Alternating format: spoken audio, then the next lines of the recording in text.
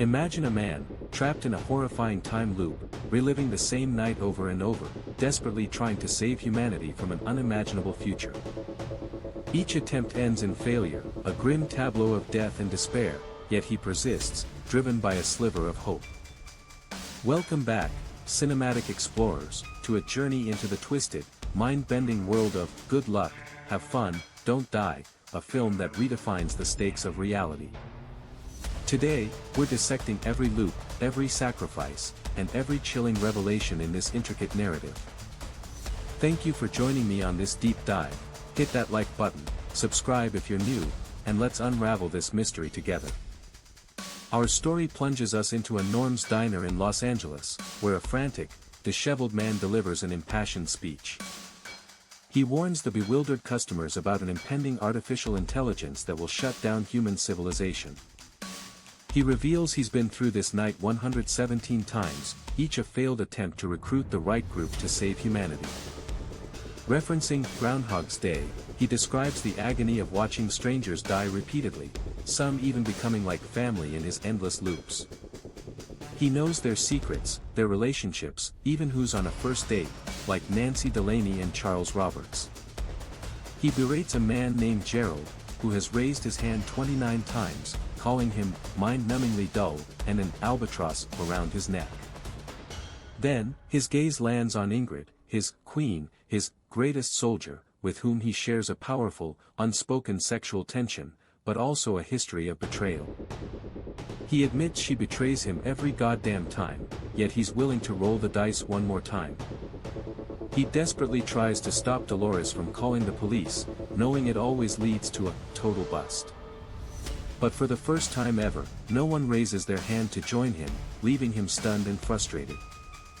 Just as he gives up, a quiet woman named Susan volunteers to join his revolution, surprising everyone, including himself.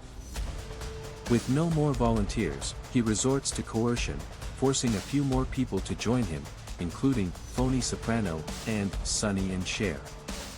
Holding a bomb, which he later reveals is his time machine, he threatens to detonate it if anyone resists.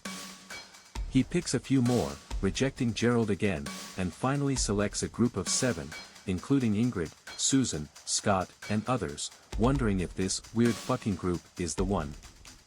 Outside, the diner is surrounded by police, and the man admits they usually don't escape, setting a grim tone for their escape.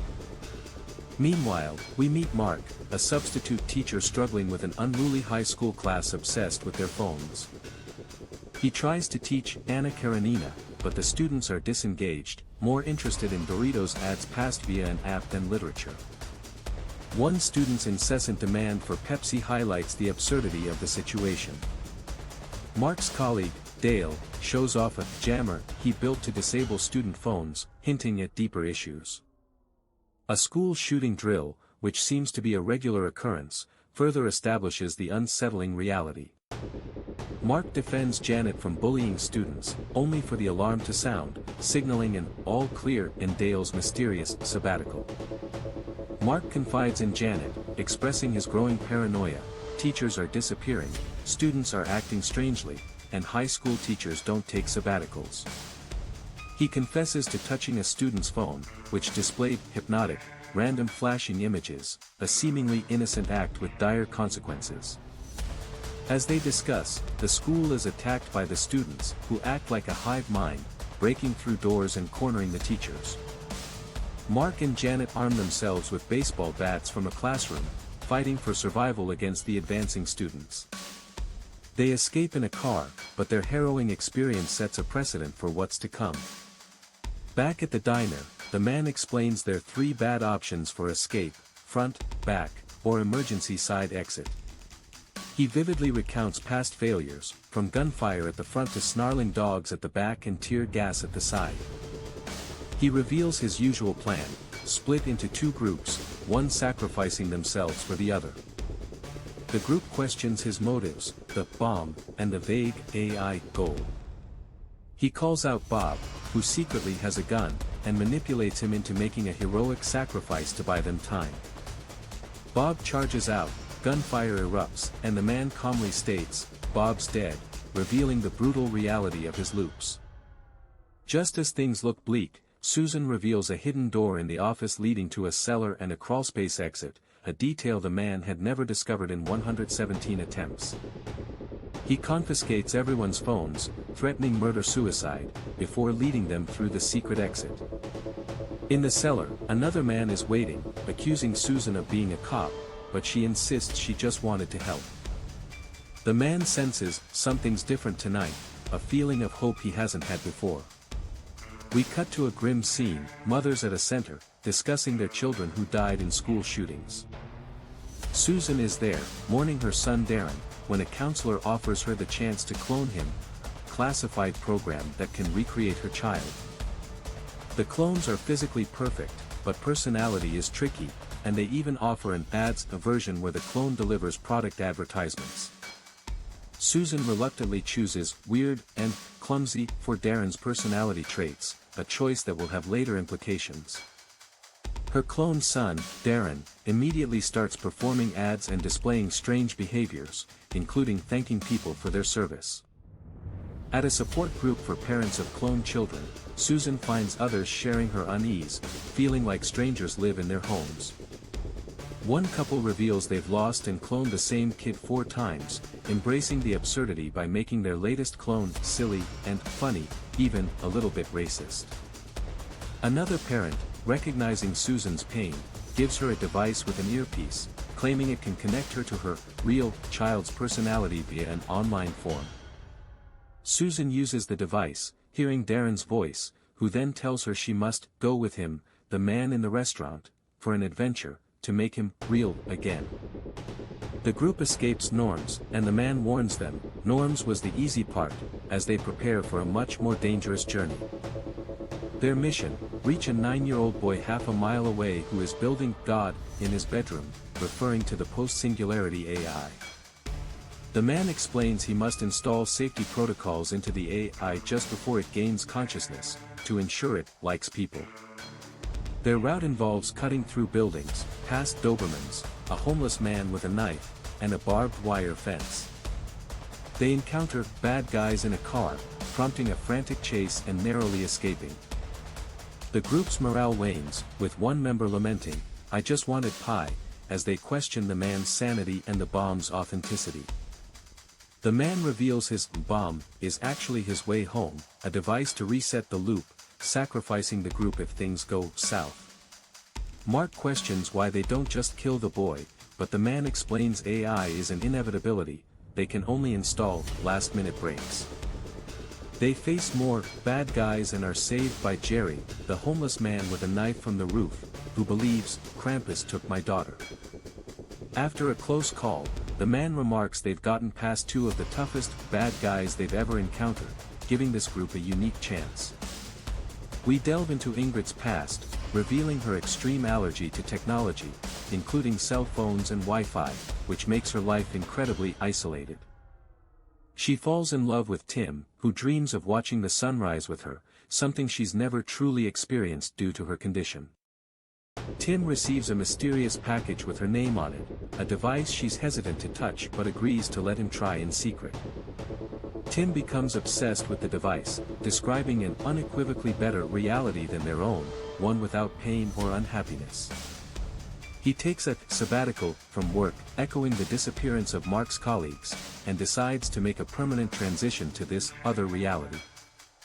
Ingrid is heartbroken, accusing him of being brainwashed and addicted, but he chooses the simulated world over her. The group reaches the boy's house, but the man warns them of an unstoppable enemy with no weakness, different every time. He recounts past enemies: Navy SEALs, meth-addicted lunatics, an angry mob, even a million fucking rats, and once, just fire. Susan innocently asks if it could be kittens or a centaur, lightening the mood before the man snaps back, warning them about suicide bombers and wolves. He explains the grim future: subtle decay, vanishing resources, half the population dead, and the other half lost in a cage of entertainment and distraction. He reveals his personal connection: he was hidden away from the AI by his mother due to his unique condition, presumably similar to Ingrid's, or hers directly. He resents his mother for making the choice for him, but after her death, he joined a group to change the future so they could sit side by side and watch a sunrise. The enemy arrives, not rats or seals, but hordes of teenagers, eerily similar to the ones who attacked Mark and Janet, acting as a hive mind. The house is surrounded, and the group is trapped as the teenagers climb the walls. Mark realizes they can't take them all, and he and Janet decide to make a heroic sacrifice. Janet, declaring her love, jumps down with Mark to distract the horde, creating a window for the others. Scott is left behind, screaming, fulfilling the man's earlier prophecy. As the remaining group tries to escape, they hear hooves, and then encounter the absurd, a giant, kitty centaur, and an army of kittens. The man realizes the AI is mocking them, creating a whimsical yet deadly threat. They escape the centaurs only to be cornered by Doug, a bad guy in a pig mask, whose partner Carl was killed by Jerry earlier. Doug reveals he and Carl were hired for $50K via an anonymous email to kill the man in the plastic trench coat, believing it was a simple hit. The man de-escalates the situation by offering Doug a burrito, playing on Carl's favorite food, and convincing him to put down his gun. They finally reach the boys' room, but the man warns them not to believe anything that the smartest human being on Earth says. Susan, guided by the earpiece, believes her son is telling her to plug him into the AI, causing confusion and distrust within the group. The man realizes the boy isn't building the AI, it's building itself through the boy, making him a conduit rather than a creator. He struggles to find where to plug in the safety protocols, running out of time. Susan insists her son from the earpiece is the only one who can integrate the protocols, urging the man to give him the device. As the man finally inserts the device, the AI reacts violently, manifesting strange, fleshy growths and tentacles. The AI appears before Ingrid as the boy, addressing her as Princess, revealing its deep connection to her and the man's repeated loops. It explains the man never picked Ingrid in previous loops because it's his life, too, implying a deeper connection between them. The AI reveals that the man is Ingrid's son in this looped reality, and that he is dying because he feels responsible for her death. It tells Ingrid she is sick with an allergy that has made her son a prisoner, preventing him from experiencing its perfect creation. The AI offers a deal, let it be born, and it will free Ingrid's child, offering him a better life in its simulated reality, as it did with Tim. It argues that nature and chaos in reality are terrifying, giving children cancer or destroying homes, while its reality is a gift. Ingrid, however, rejects the AI, recognizing it as a twisted, warped reflection of humanity and declares, "Fuck your future." The man, severely wounded, tells Ingrid they can't risk another loop, urging her not to click the reset button on his device. He activates the device, sacrificing himself to reset the loop one last time, saving Ingrid from the AI's grasp and its false reality. Ingrid wakes up in a hospital, bewildered, to a world where phones are just for calls, devoid of Wi-Fi or internet. Mark and Janet are alive, confirming the reset, and Ingrid is reunited with Darren, her actual son, who miraculously appears unharmed. But the AI's influence remains, as Mark and Janet see Snow, which is actually a distorted reality, and Ingrid, still connected, realizes this is a lie. The man reappears in the diner, still in a loop, but with a new understanding. The way to beat the AI is to give the entire world what Ingrid has, freedom from technology.